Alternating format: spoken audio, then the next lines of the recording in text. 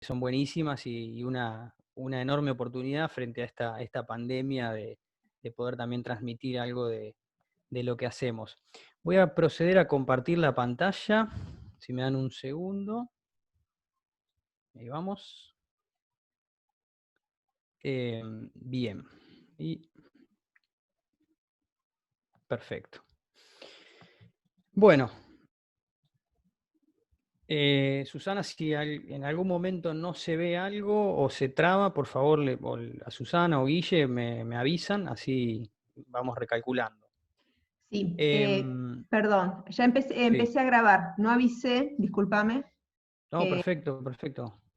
así que Bárbaro. Bueno, el desafío que tenía hoy, o el desafío que tomé, fue hablar un poco del pastoreo, arrancando con una pregunta polémica, si había muerto, que se responde un poco en el mismo título, ¿no? De lo que pienso, de si murió o no.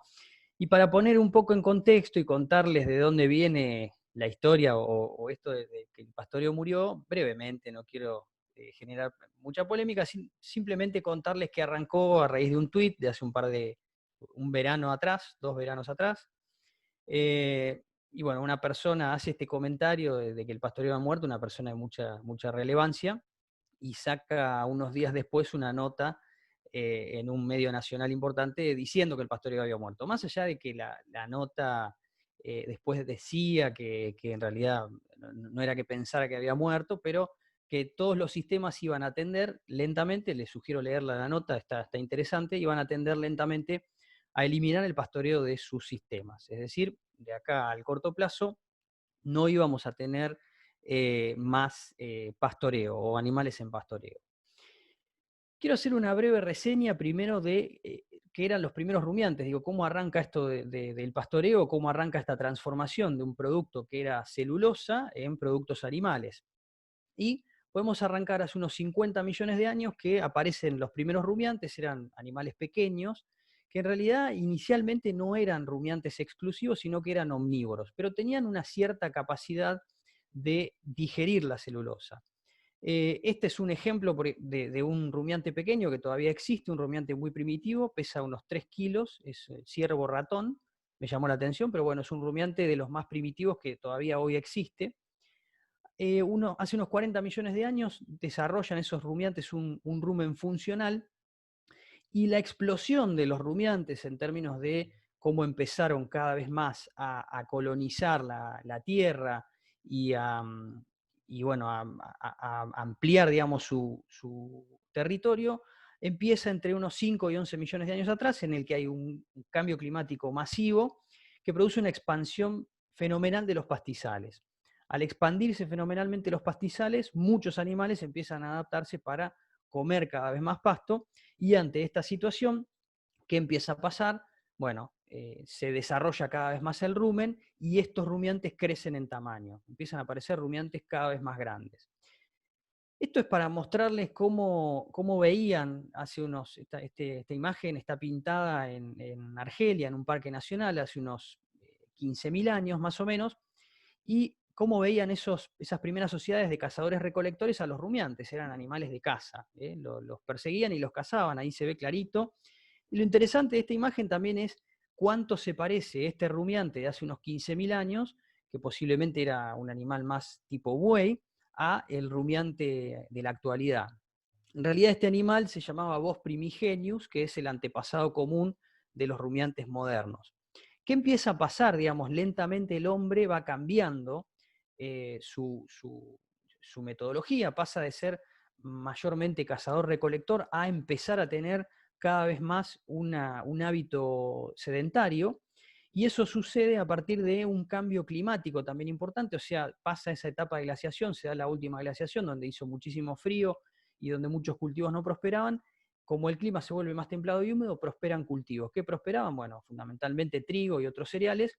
El hombre empieza entonces a establecerse más cerca de estos lugares donde estaban estos cereales, los disemina con más facilidad y a su vez empieza a encontrar animales que se acercaban cada vez más porque había más fuentes de comida y los empieza a domesticar. Los primeros animales domesticados eran cabras, esos eran los primeros rumiantes domesticados, y de a poco el hombre empieza a domesticar especies más grandes. Entonces hay dos corrientes de domesticación del ganado bovino actual, que dos, y se discute si hay una tercera que es esta verde, pero dos principales, que una es el valle, la medialuna fértil, toda la zona de Irak, Siria, ¿no? Antigua, que sucede hace unos 10.500 años, una primera domesticación, y esta domesticación da origen a el Bos taurus, que es el ganado más europeo.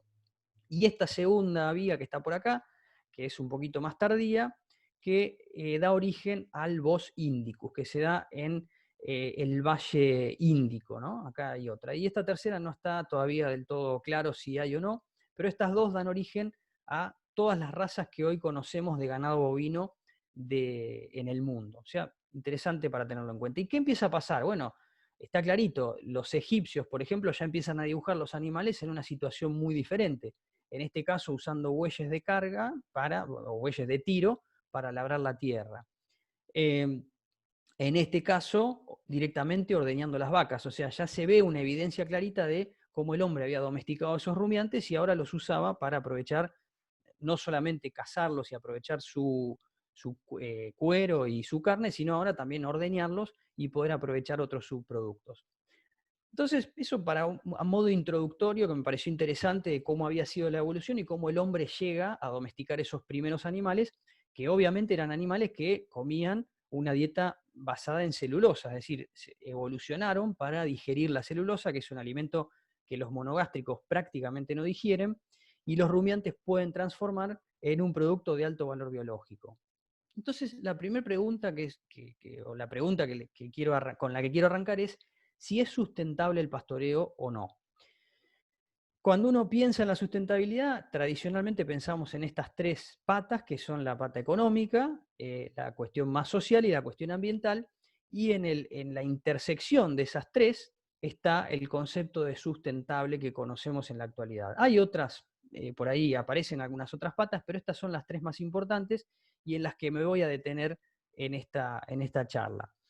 El primer punto es el aspecto económico. Lo puse primero no por casualidad, sino porque, digamos, en gran medida todos los sistemas que uno piensa, los sistemas productivos, generalmente arrancan por un análisis de viabilidad económica. Más allá de que haya, obviamente, otras patas que son importantes, pero siempre arrancamos pensando, bueno, ¿es viable económicamente? ¿Es más complejo? ¿Cómo lo hago? Bueno, esto es un dato actual con valores actualizados a la fecha, con datos dolarizados. Acá está todo puesto en pesos, pero están los datos dolarizados. Y bueno, fíjense cuánto vale, si yo pienso el costo del kilo de materia seca aprovechado de una pastura de base alfalfa, de una de gramíneas, qué pasa cuando nos vamos a un verdeo, y los balanceados, que estamos pensando en casi 4 veces más el costo de un balanceado respecto de una pastura.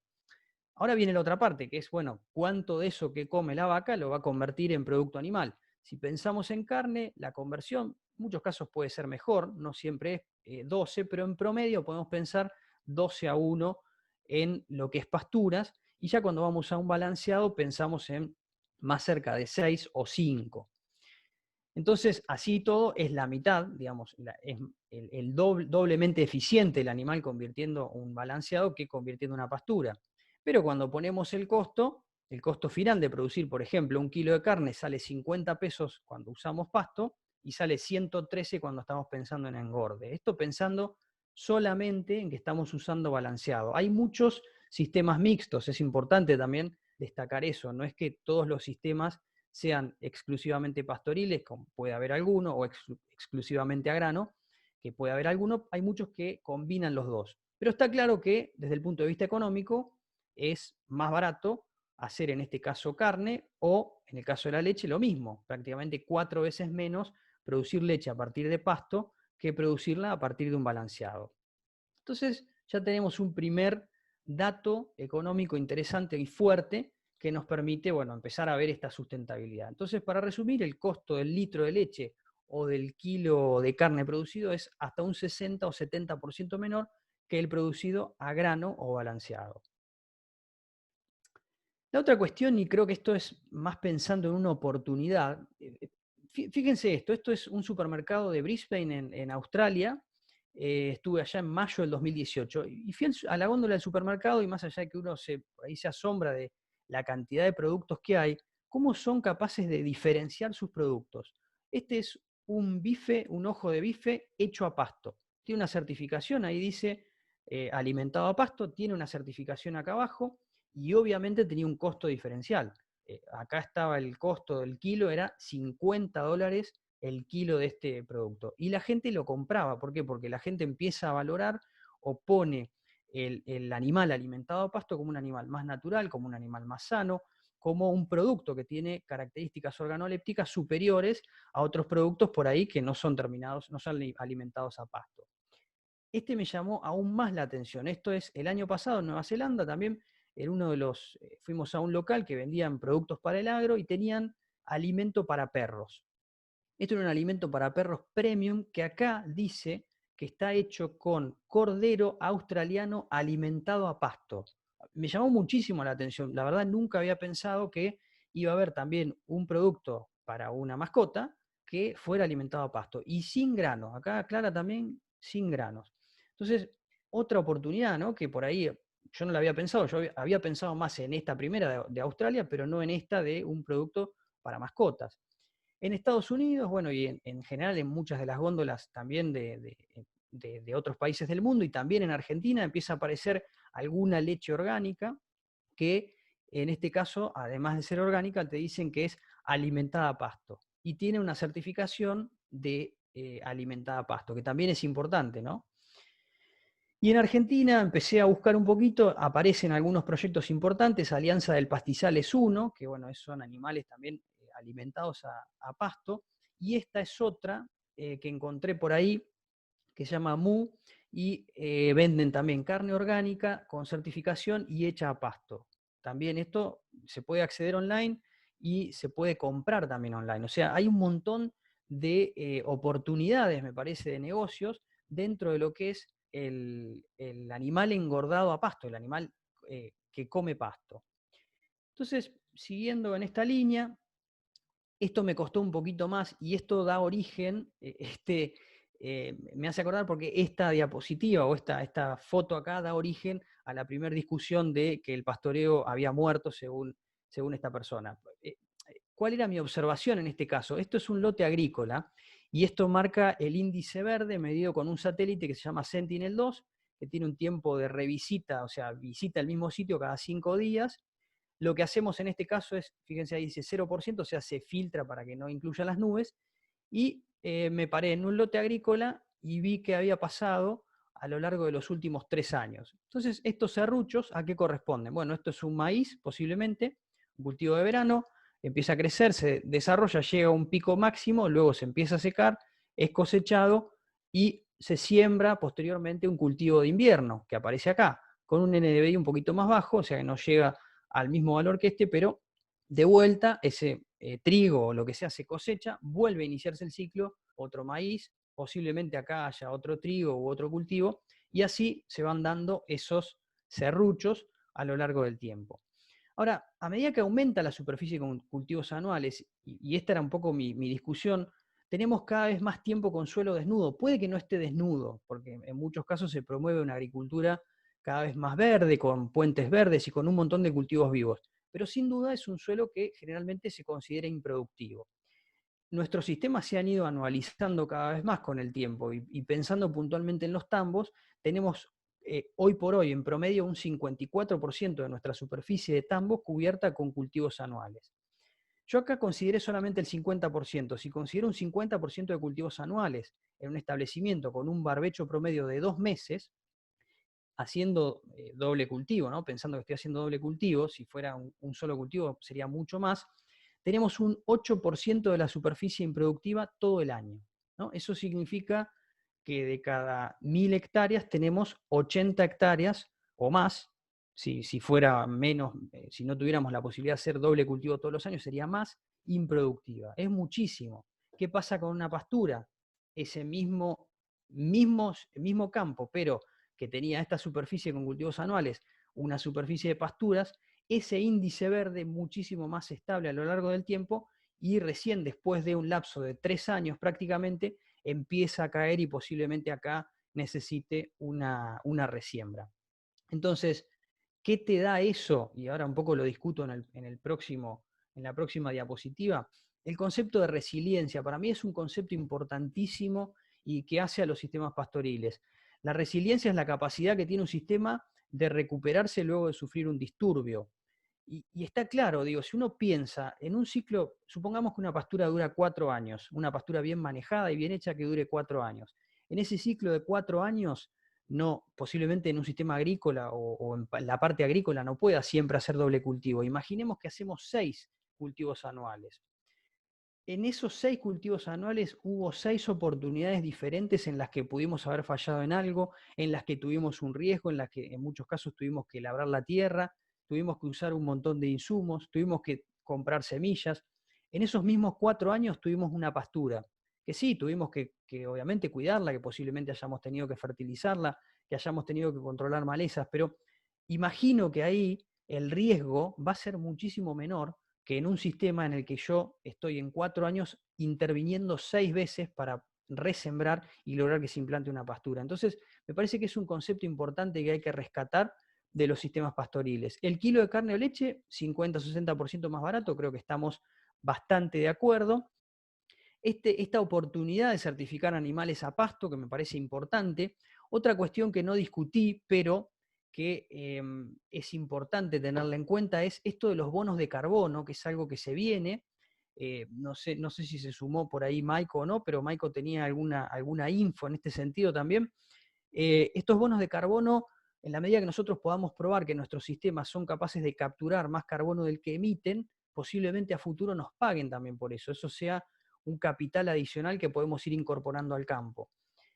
Y después hay limitantes, ¿no? Las limitantes tienen que ver con, obviamente, hay una incertidumbre mayor en la producción. ¿Qué significa? A diferencia de un sistema en el que tengo un balanceado, tanto sea de leche o de carne, en el que yo tengo el balanceado disponible todo el tiempo, acá tengo más incertidumbre. No sé exactamente cuánto alimento voy a tener y cuándo, porque la producción pastoril en Argentina es básicamente sin riego. Entonces esa producción en secano tiene más variabilidad y la producción es marcadamente estacional, lo cual hace necesario, creo, combinar las virtudes tanto del pastoreo con la suplementación estratégica.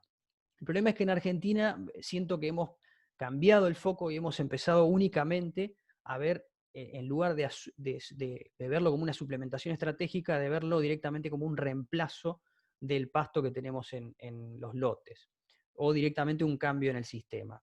Bien, eso pensando en aspectos económicos. Ahora quiero detenerme brevemente en aspectos sociales. Después me dirán si se ve bien el video, pero generalmente hay una percepción negativa de las vacas en sistemas estabulados. Este es un sistema de cama caliente de acá de Argentina. Fíjense, las vacas pasan toda su vida en esa situación, ¿no? De ahí pasan al ordeño, luego pasa un tractor en el mismo lugar donde la vaca estuvo, orinando y defecando. El animal vuelve, después de esa pasada con el tractor, vuelve al mismo lugar. Obviamente que el objetivo de esto es que es un sistema de compostaje. El compostaje bien hecho no tiene olor, no tiene ningún problema, pero ese compostaje es un proceso que, bueno, no es automático. Bueno, ese es uno de los métodos que en Argentina se ha distribuido con bastante éxito y hay varios casos exitosos de sistemas de cama caliente. Este es otro, no encontré de Argentina, esto es en el Reino Unido. Fíjense, en este caso, los animales que, bueno, pasan su vida dentro de este establo que está cerrado acá y, bueno, digamos, se alimentan, tienen todo el balanceado disponible, están con un confort térmico ideal. Y allá en el fondo se ven, en este caso hay robots, los animales se ordeñan en forma voluntaria cuando quieren. Entonces, bueno, esto también es otra de lo que se ve. En este caso, este establo no ven la luz del día, o sea, acá no hay prácticamente ingreso, fíjense que es cerrado, no hay acceso ni a pastura, ni mucho menos tampoco a algo de luz natural, como sí podía haber en el caso del el otro de cama caliente que veíamos antes. Y esto les muestro brevemente, un videito muy corto, sistema pastoril. Esto es de Estados Unidos, pasturas, vacas en su ambiente natural. comiendo en franjas, como es bastante típico de nuestros sistemas más pastoriles, más típicos de la Argentina, son más parecidos a esto. Bueno, es una empresa, básicamente se dedican a producir animales a pasto y posicionan una marca, ¿no? También eso es lo otro interesante, cómo son capaces de posicionar una marca y, bueno, mostrar cómo se puede producir animales a pasto y, bueno, en un ambiente mucho más natural. Hay que tener presente otra cosa que no lo mencioné, pero en ese proceso evolutivo los rumiantes se adaptaron a vivir, son animales gregarios que viven en grupos, les gusta estar en grupos y se adaptaron a comer un poco como se veía ahí, ¿no? Comían rápidamente, pasaban por un lugar, comían mucho y seguían a otro lugar y así caminaban. Entonces, lo más parecido, digamos, al ambiente natural sigue siendo obviamente el sistema pastoril, aunque sea por ahí que estemos confinando animales a franjas pequeñas, eso era más parecido a lo que sucedía en los animales más prehistóricos, ¿no?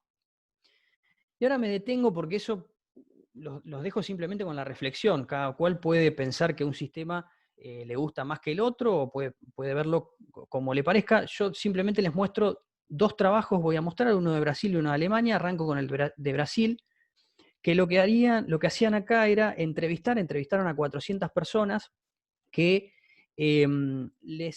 había dos modalidades. Le daban o una pequeña oración, una sola oración donde les contaban qué era el pastoreo cero, ¿no? O cómo estaba el animal en ese pastoreo cero, y le decían, bueno, básicamente que el animal no tenía acceso a la pastura durante su vida.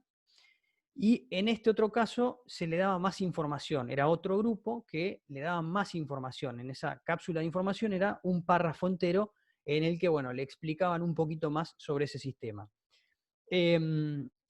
Bueno, cuando le explicaron más, el resultado fue aún peor. Hubo un 86% de las personas que rechazó el pastoreo cero. Cuando le explicaron menos, hubo un 75% de las personas que lo rechazaron. ¿Qué destaco de acá? Estos eran ciudadanos de a pie. Estos eran brasileros. La condición era que fueran ciudadanos brasileros. Se les hacía una entrevista en el aeropuerto de Florianópolis entre enero y febrero y no tenían que estar vinculados a la producción animal.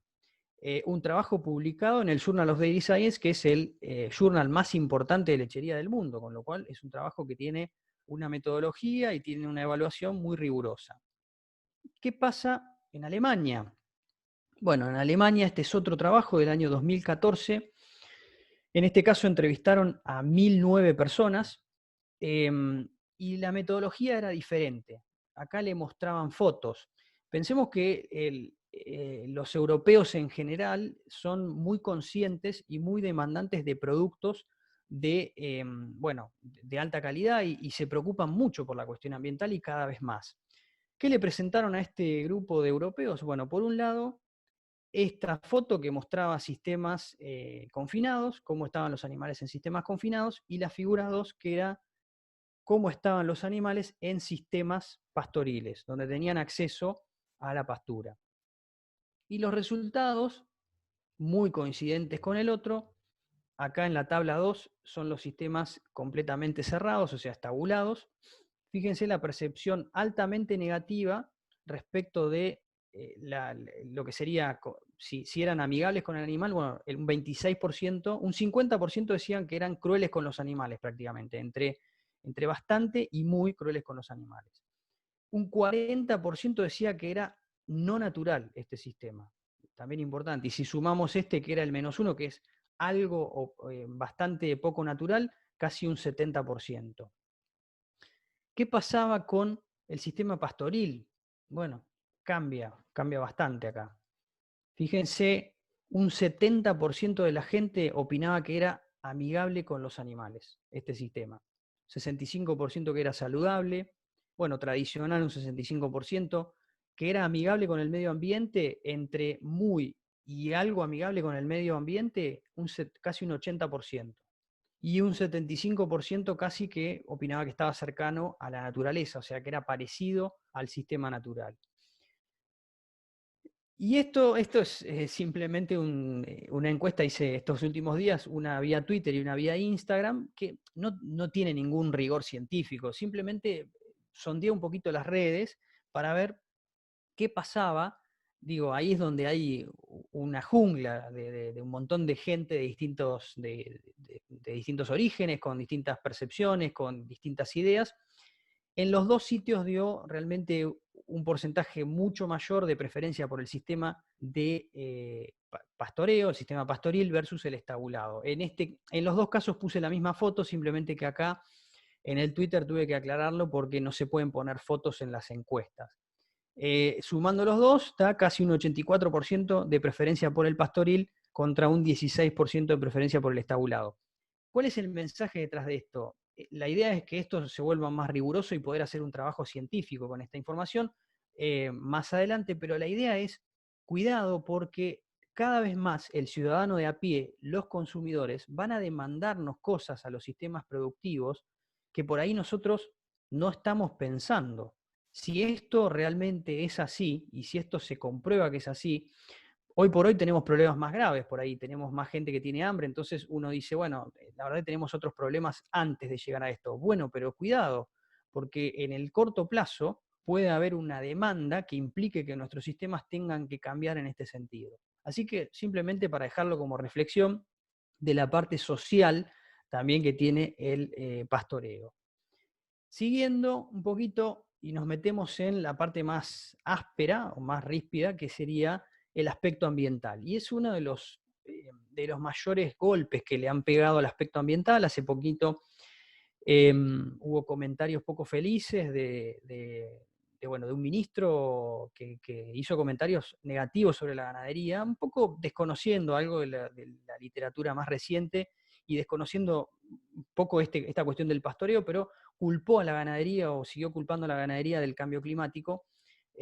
Ahora voy a contar un poquito por dónde viene la mano, pero fíjense, esto es una muestra de millones de toneladas métricas de emisión de carbono en la era industrial, los últimos 180 años que ha hecho el hombre. Bueno, básicamente ha sacado de la Tierra cosas que habían tardado cientos de miles o incluso millones de años en formarse, las sacó y las quemó emitiendo a un ritmo que es muchísimo mayor que el que tiene la Tierra de recuperarse. Inicialmente fue carbón, toda la era de las máquinas de vapor, posteriormente la era del petróleo, el gas también en todas sus formas, y también hay una contribución importante del cemento, que yo no la tenía presente, pero que también genera emisiones importantes en lo que se conoce como la era industrial. Y acá es donde, ¿a qué iba con lo anterior? Bueno, a que parte de este aumento en las emisiones de dióxido de carbono también se le atribuye a la ganadería. En el año 2006, la FAO saca un documento que se llamó, pasándolo al español, es La larga sombra del ganado.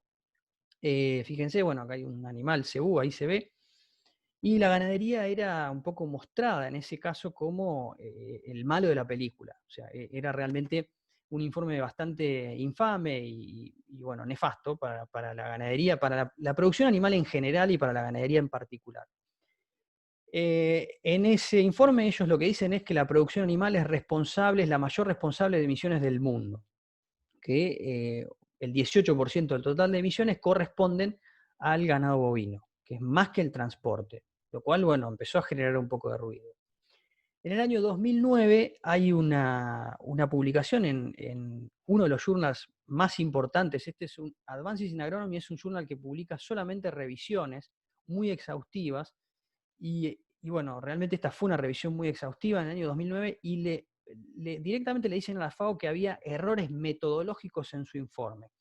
Y dicen que la afirmación de que el 18% de las emisiones globales de gases de efecto invernadero son causadas por la producción animal y que esa producción animal produce más gases de efecto invernadero que el transporte, está basada en escalas de predicción inapropiadas o imprecisas.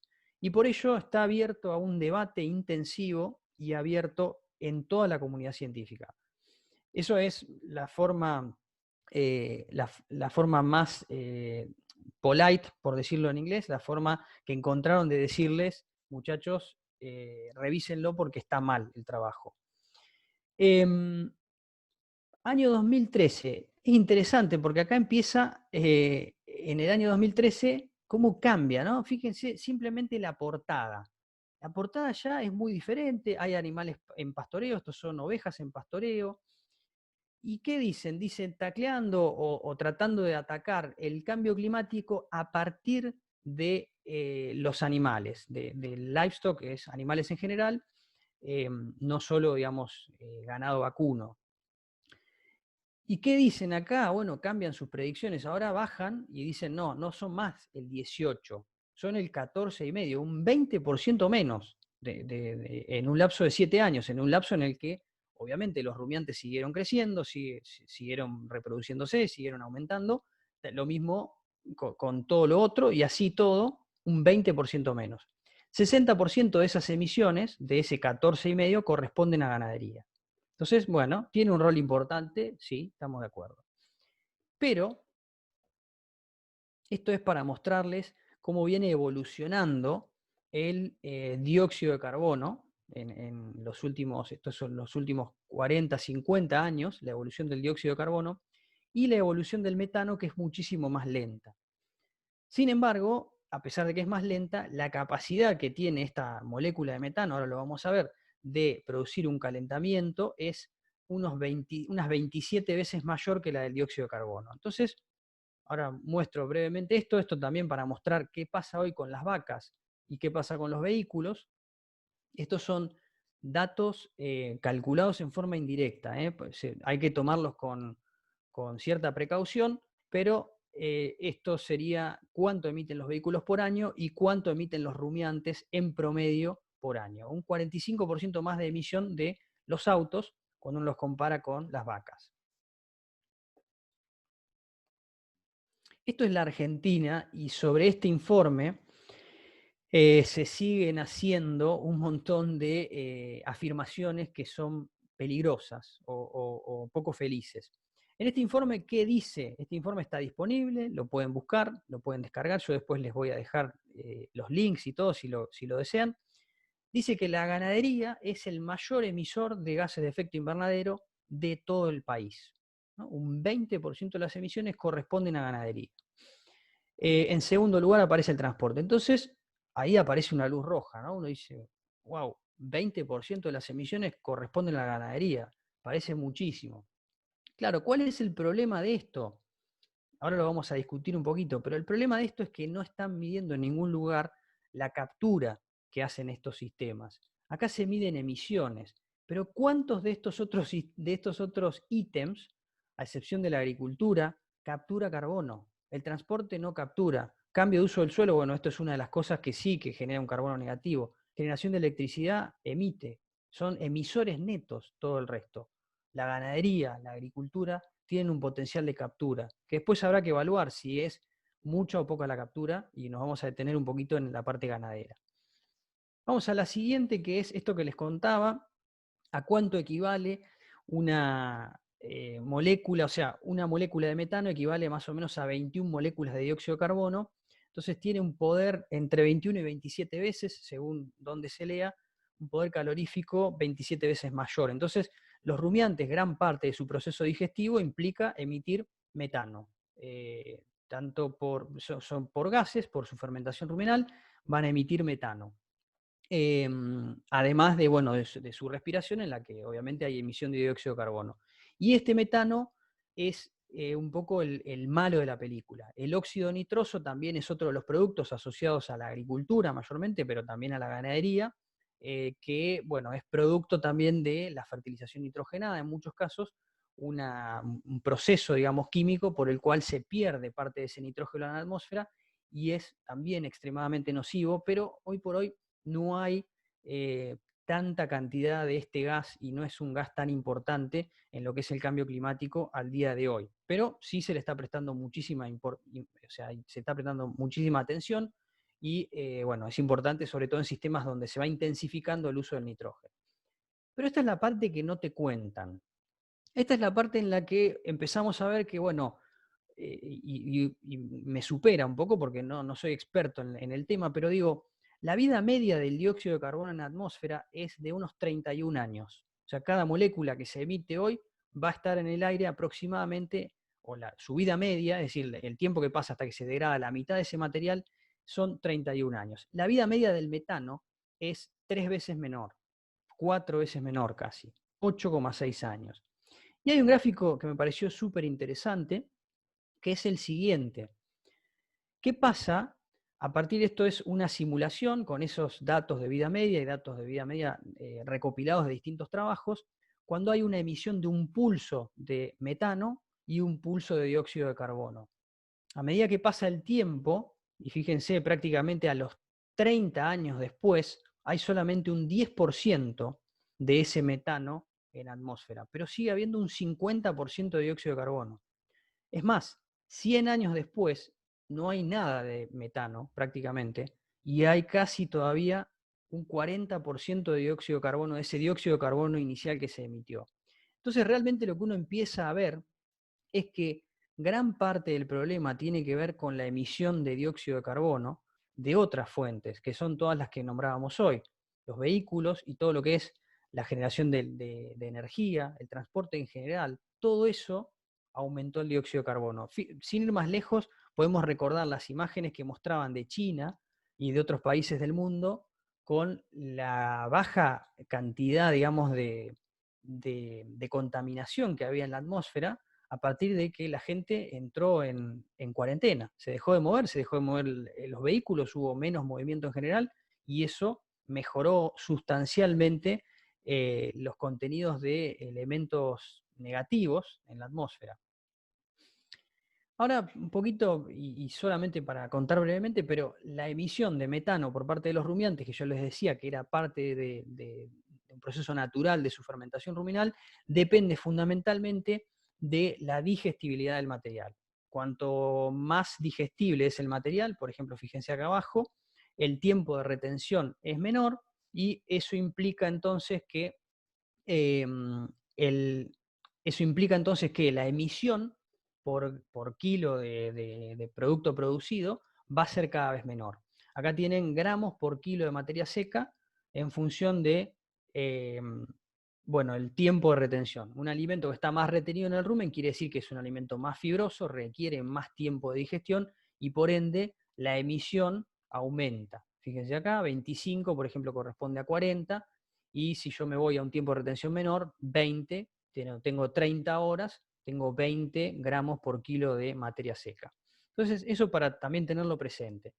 Hay otra cuestión del aspecto ambiental que es el flujo de carbono en estos sistemas pastoriles. Este es un trabajo súper interesante de una francesa, donde lo que hace es evaluar cómo son los flujos. Bueno, acá, para resumírselos brevemente, el dióxido de carbono del aire es capturado por la vegetación como producción primaria neta aérea, una parte de eso se pierde por respiración, una parte es pastoreada y a su vez el herbívoro emite metano, excreta animal y eso vuelve al suelo, respira también parte de eso, y después de esa vegetación también hay parte de las raíces que hay una rizodeposición, una parte de esas raíces que van muriendo y que van quedando entonces en el suelo. Y a su vez hay una respiración del suelo que también es un factor importante a tener en cuenta. Pero lo que ella encuentra es que la producción neta de o sea, la captura neta de esos sistemas es de unos 500 kilos de carbono por hectárea y por año. Hay otros que han medido más, pero bueno, es un lindo ejercicio el que hacen evaluando todos estos inputs, entradas y salidas del sistema. Ahora bien, ¿cuánto carbono uno podría pensar que fijan las pasturas? Bueno, si yo asumo una producción promedio de 7.500 kilos y tengo un 50% de eso aproximadamente va a ir a las raíces, o sea, un 50% más que tengo abajo de raíces, en total me produjo en ese año 11.250 kilos. Bueno, ¿qué pasa? Estos son otros parámetros. 45% de la materia seca producida es carbono, de todo eso que se produce. Y acá hacemos todas esas cuentas poniendo esos valores.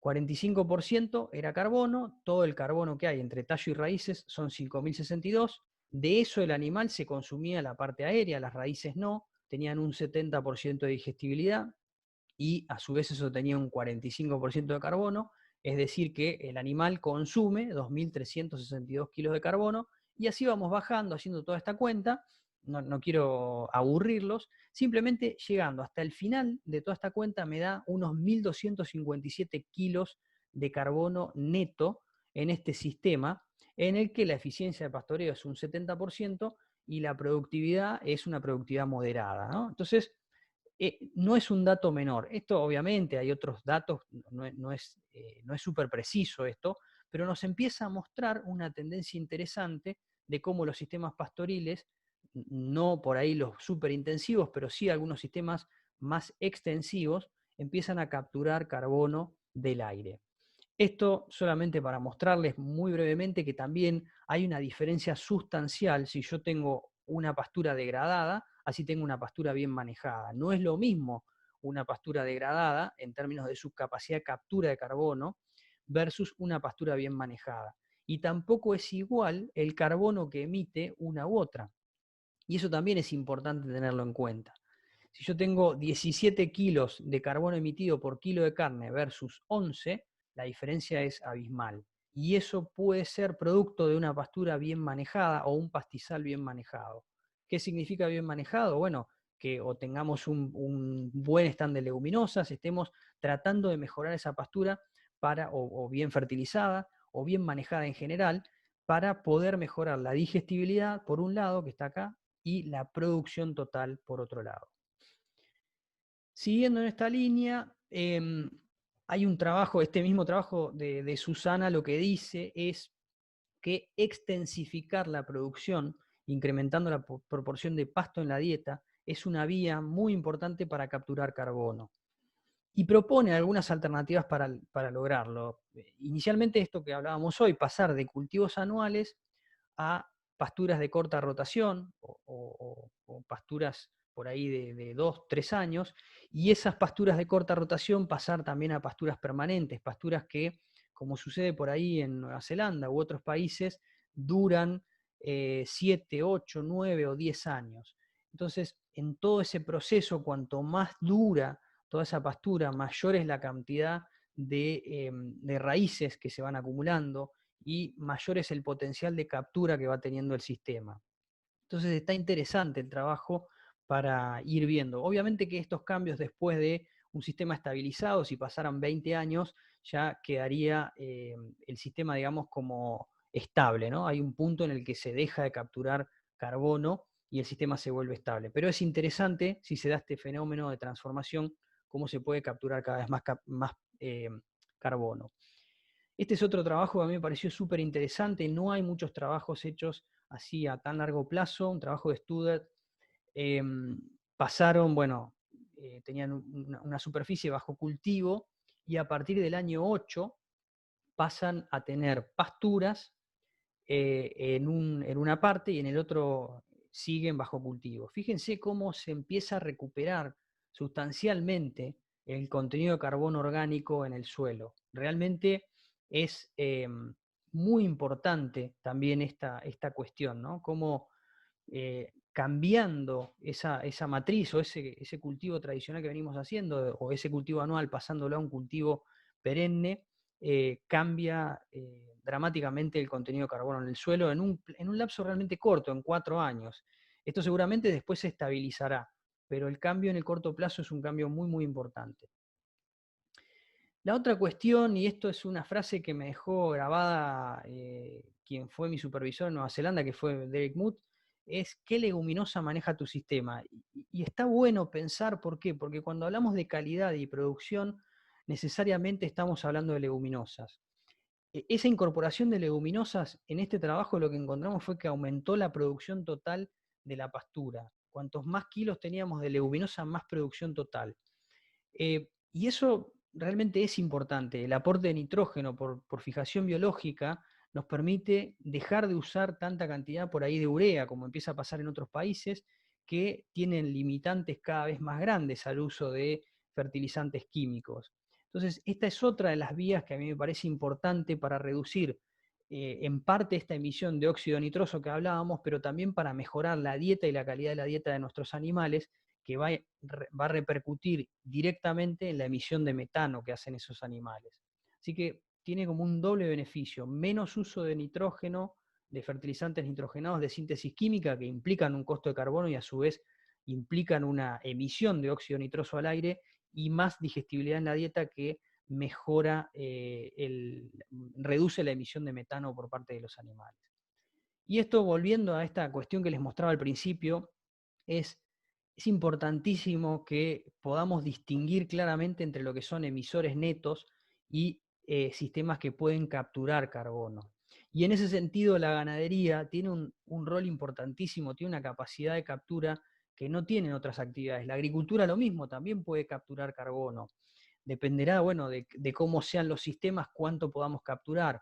Pero es muy diferente comparar la ganadería con el transporte. El transporte es un emisor neto, no está capturando absolutamente nada de carbono. Para que lo tengan presente, hay algunos proyectos que están en Estados Unidos, vi algunos trabajos, están tratando de habilitar fábricas que van a capturar algo de dióxido de carbono del aire y lo van a inyectar en profundidad en el suelo. Esa es la única cosa que encontré de alguna cuestión industrial tratando de capturar dióxido de carbono del aire. Pero en forma natural lo hacen los cultivos y en particular las pasturas, ¿no?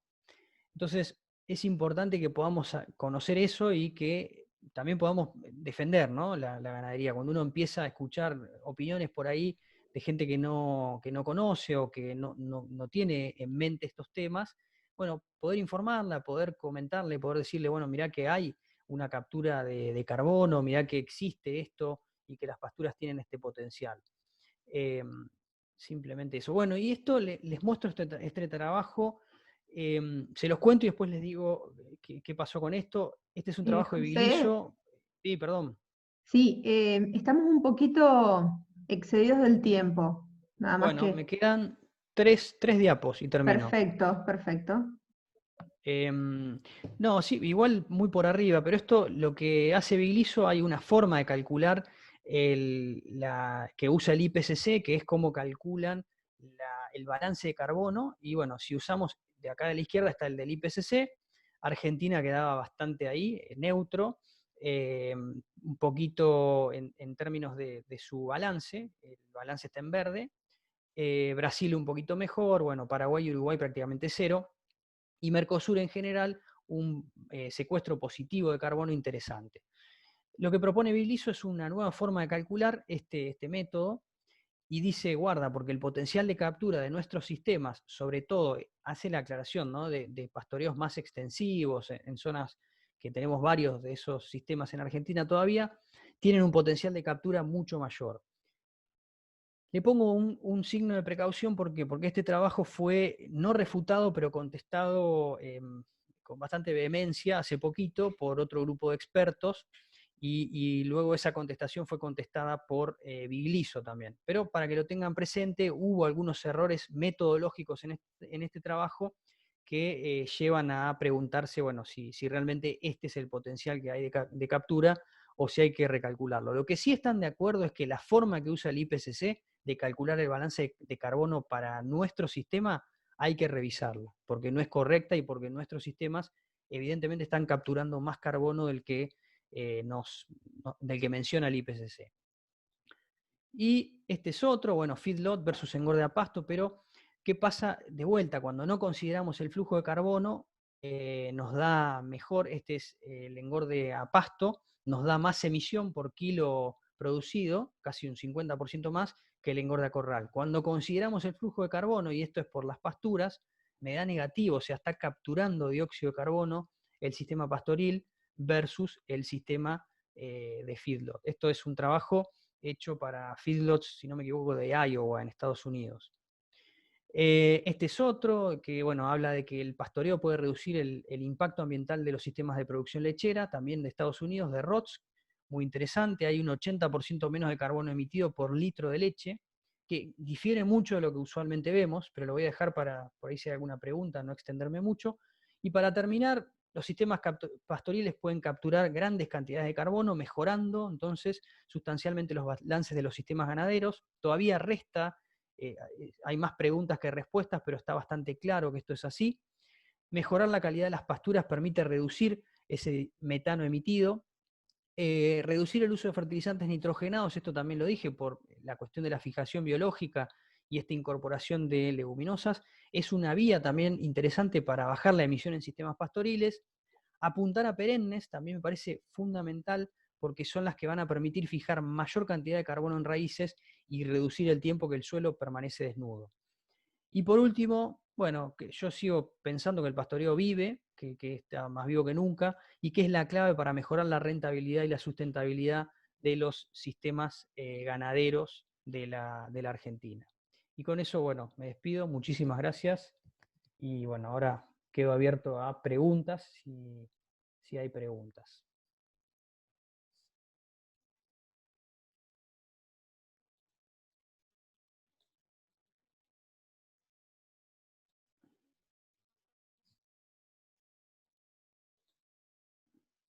No sé si alguno tiene... Sí, sí, perdón. hola José, muchas gracias, muy buena la charla, ¿eh? Bueno, gracias, Susana. Hay un par de preguntas y ya activé el chat, así que todos pueden ir viendo las preguntas. José, no sé si vos las podés ver a las preguntas, si no yo te las leo. Hay Sí, una sí, las pregunta, veo ahí. hay una pregunta de Sí, Lucas González y otra de Ariel Ferrero. La de la Lucas, de Lucas no la veo. la Dale. de Lucas está un poquito antes, está a las 6:37 y habla, te la leo. Em, Habla ahí de la relación cuando hiciste la relación entre el dióxido de carbono y el metano. Dice que sobre que el dióxido de carbono es 21 veces mayor, si has visto la revisión que hay de diferentes investigadores donde dicen que el metano no es 21 veces mayor, sino 7 veces, ya que la métrica utilizada no es la correcta. ¿Y qué opinión tenés? Sí, está excelente el comentario. No me quise meter mucho ahí porque empieza a meterse con estequiometría y hay unas cuestiones que no manejo con fluidez, pero sí, lo leí. Lo que dicen es que una cosa es comparar a igual molécula y otra cosa es a igual peso. Entonces, ahí es donde erran. Claro, sí, a igual molécula aparece eso, pero a igual peso, que básicamente hay una relación, digamos, entre esa cuestión, la emisión o el poder calorífico es 7 veces a igual peso. Si no entendí mal ese, lo tengo en mente, pero no lo quise traer a la mesa porque era me resultaba bastante complejo explicar en cortito tiempo. Pero sí, muy buena la observación, muy bueno. Lo voy a volver a leer. Bueno, Ariel Ferrero dice, extensificar. El Sí. pastoreo bien manejado sigue siendo intensivo. Tal vez no en capital, pero sí en mano de obra y conocimiento. Sí, Ariel, 100% de acuerdo. Era como estaba expresado en el paper de Susana, decía, eh, es como contrario porque usualmente se asocia intensificación con ir, bueno, cada vez a sistemas, bueno, bueno, en este caso más confinados, con más cultivos anuales y qué sé yo, y entonces lo expresaba como una reacción, me parece, a esa palabra. E incluso lo puse entre comillas un poco por eso. Estamos de acuerdo. Creo que es una de las razones por las que es tan difícil de llevar adelante y de promover el pastoreo, tiene que ver con que requiere mucho conocimiento y no es una tecnología de insumos. Entonces, es una tecnología de procesos que, bueno, requiere cabeza. Entonces, hay poca y mala prensa en general. Bueno, hay muchas felicitaciones y muchas preguntas dónde va a estar la charla. Eh, la charla va a estar a partir del lunes o martes de la semana que viene en el sitio web de la facultad. Había una pregunta de Darío Pico, bueno, que es más una afirmación. ¿Convendría sembrar especies que tengan buena resiembra para tener más años el suelo ocupado? Por ejemplo, tréboles y cebadillas. Y después, Sí, sí, una sola observación de eso. Es- el tema de, por ejemplo, eso es muy común en Cuenca del Salado bonaerense, las promociones de ryegrass, ¿no?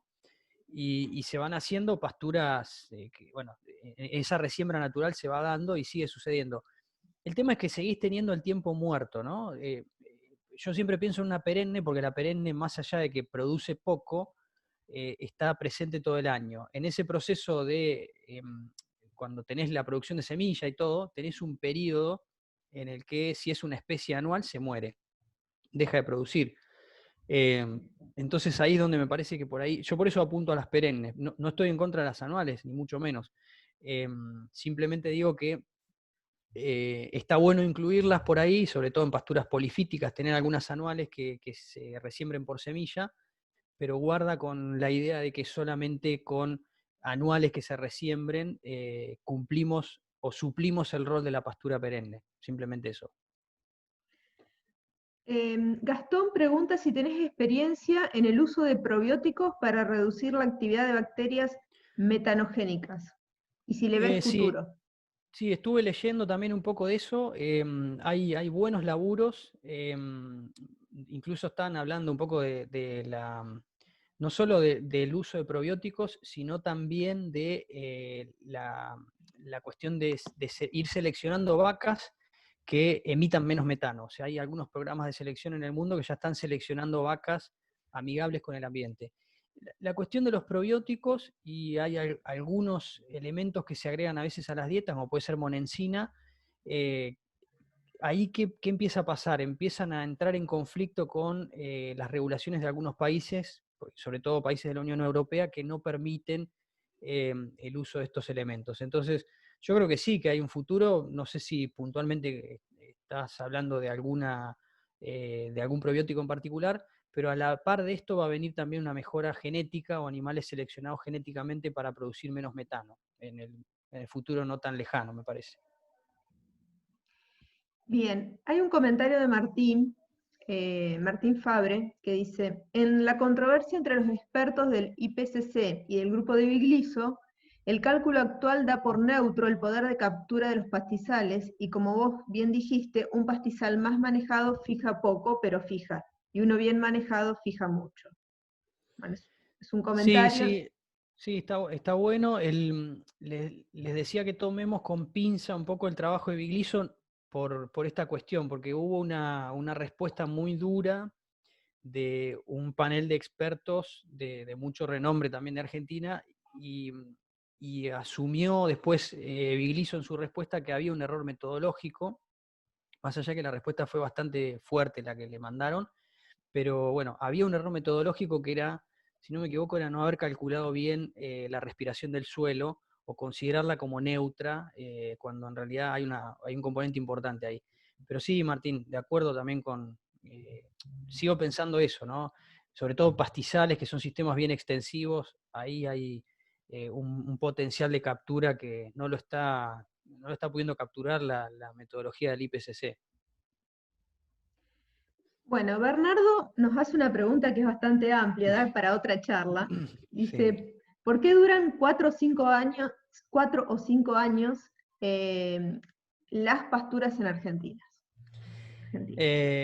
Bueno, sí, hay una combinación enorme de cuestiones. Resumiéndotela, yo creo que es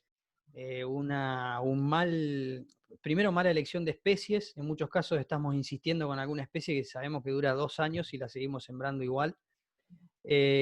Además hay un manejo muy deficiente de la fertilización y también, bueno, del pastoreo en general y del control de malezas que se vuelve. Yo creo que el control de malezas es una consecuencia de la mala fertilización. La pastura está anémica y no logra competir nunca con la maleza, que obviamente siempre es mucho más eficiente usando los recursos que la pastura que queremos implantar.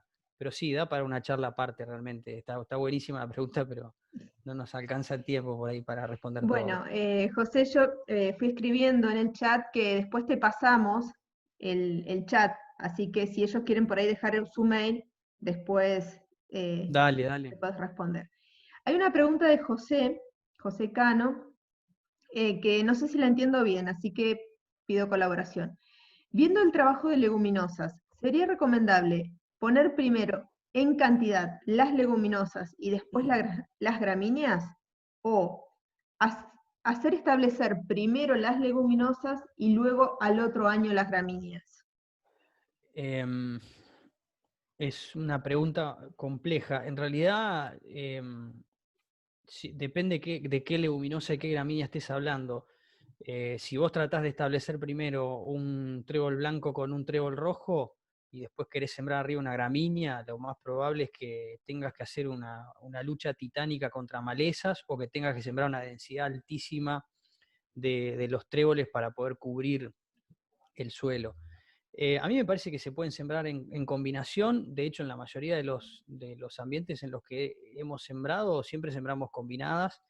Teniendo las precauciones del caso y haciendo una buena siembra, se pueden implantar bien las dos.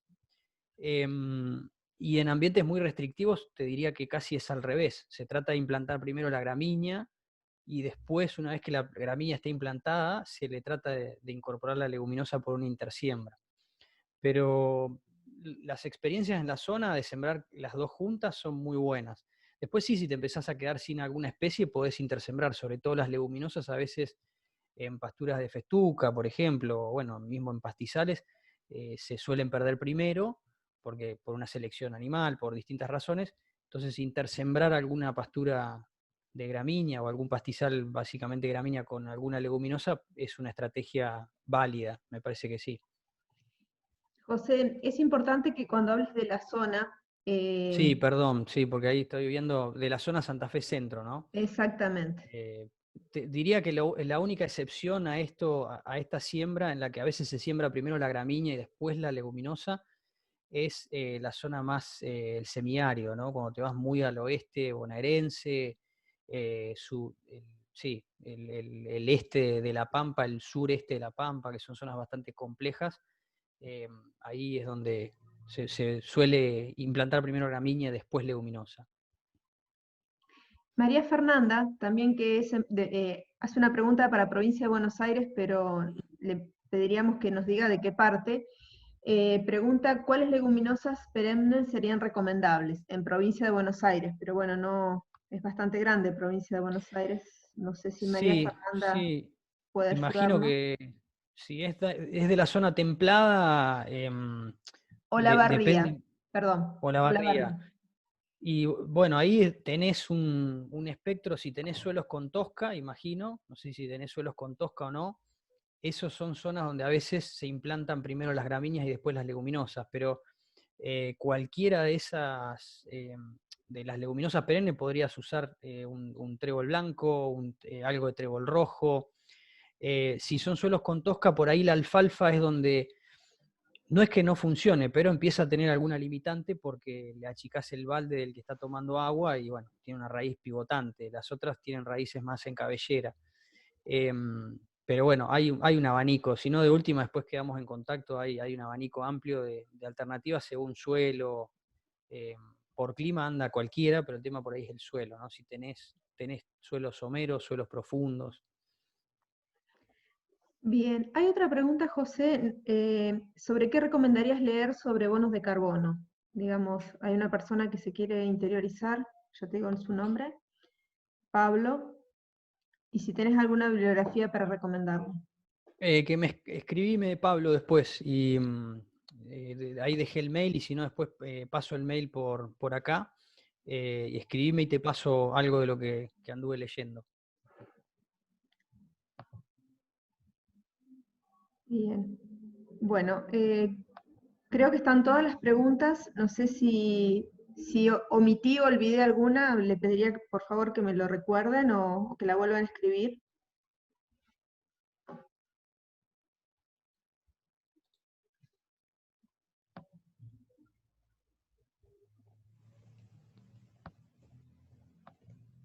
Pero bueno, creo que estamos. Bueno, tal como Daniela también y fuimos escribiendo en el chat, para aquellos que por una cuestión de horarios o por cuestiones de agenda no pudieron ver la charla completa o que se sumaron más tarde, le decimos que a partir de la semana que viene va a estar en la facultad, en la página de la facultad. El chat, digamos, esta charla se genera un chat en paralelo, así que eso se lo alcanzamos a José, así que si alguno todavía quiere dejar su mail, se los agradecemos. Bueno, todos en principio agradeciendo y bueno, José, muy clara la charla, Ha habido comentarios de que muy profesional, con muy buenos datos, por lo tanto la gente está interesada, así que te agradecemos y aprovecho para invitarlos, bueno, la semana que viene, el día jueves es feriado, es conmemoración del Día de la Independencia Argentina, así que vamos a aprovechar que el martes es el Día Nacional de la Conservación de Suelos, entonces la Facu en tu casa va a hacer un mix, vamos a hacer una media jornada el martes a la mañana. Así que bueno, los invitamos a todos, ya va a salir ya está la difusión en las redes, pero la vamos a reiterar. Y bueno, y nos continuamos viendo. Muchas gracias, José. Bueno, gracias a ustedes y a todos los que participaron. Un gusto, ¿eh? Sí, la verdad que ha habido mucha gente y de lugares geográficos muy distantes. Así que muchísimas gracias y seguimos en contacto. Chau, chau. Chao.